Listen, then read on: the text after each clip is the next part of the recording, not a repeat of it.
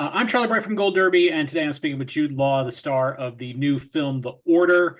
First question I wanted to ask you is, this really is such a timely movie, even though it takes place in the 80s.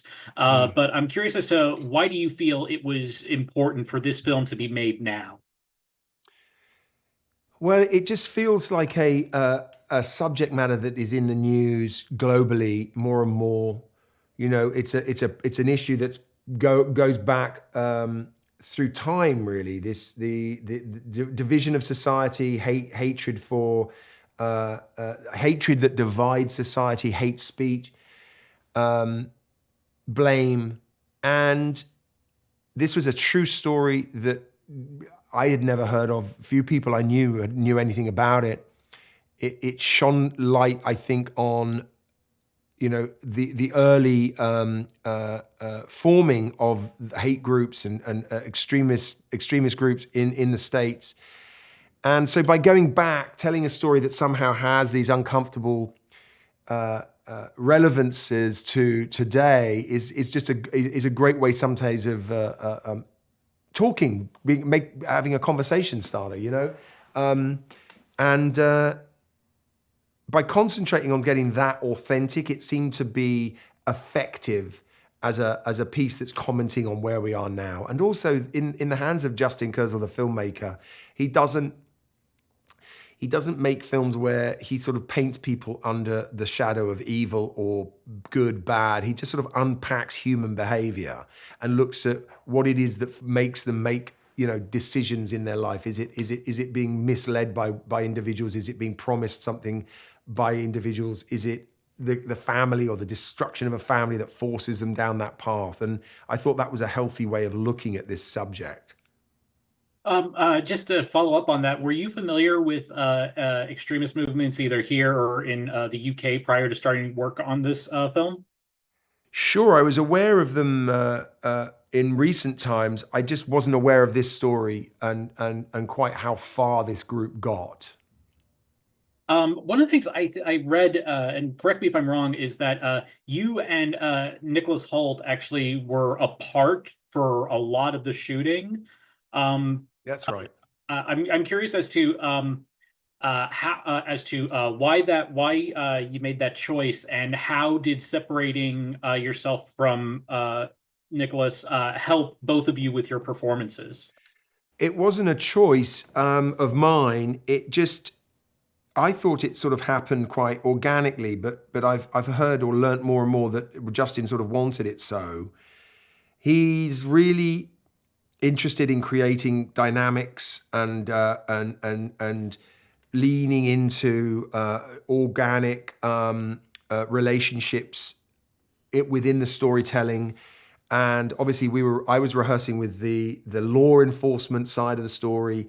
Our story follows one path on the hunt for the other side, which Nick Holt was leading up. And the schedule was such that there were very few days when, in fact, we were all filming at the same time. And once we'd started, it became apparent that Nick and I were not going to cross paths. And I think we just all lent into that. We are always trying to make something plausible and authentic. And it's easier to do that when you're not then having lunch opposite the guy you're going to not know anything about. And, if you can just conjure a little bit of magic through doing that, it helps. How did you figure out what Terry would look like, including his mustache? How did you come up with? How did you settle on that look? We didn't, I mean, we just didn't really I didn't want to give it too much thought.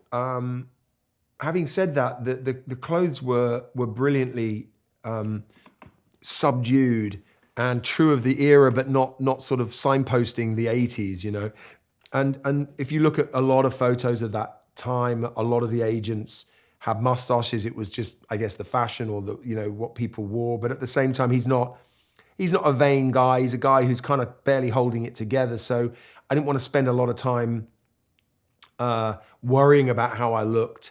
I was also keen for him not to look like that kind of stereotypical Fed in a kind of clean black suit with a tie and clean shaven. I wanted him to look a little bedraggled and like he was sort of, he was wearing a tie, but he didn't really like wearing a tie. His suit didn't fit him very well, and he probably owned one shirt, and that was really all the consideration I gave it. Other than that, it was more about trying to find him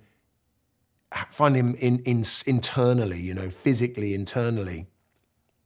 What's the most striking reaction you've seen someone have to this movie so far?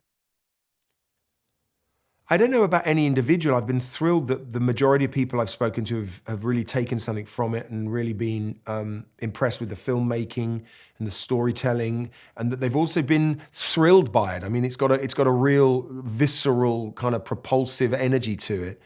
But as a group, the response we got at the Venice Film Festival was really, we didn't know until then quite what we had. We were very proud of our work. We knew we liked that we'd made the film we wanted to make as a group, but to get a really warm reception at a serious film festival, and the reception they gave us was fantastic. So that collective really kind of started this whole journey, and it's been pretty good since. And just one other thing, what was the most challenging scene of the film for you to shoot? Um,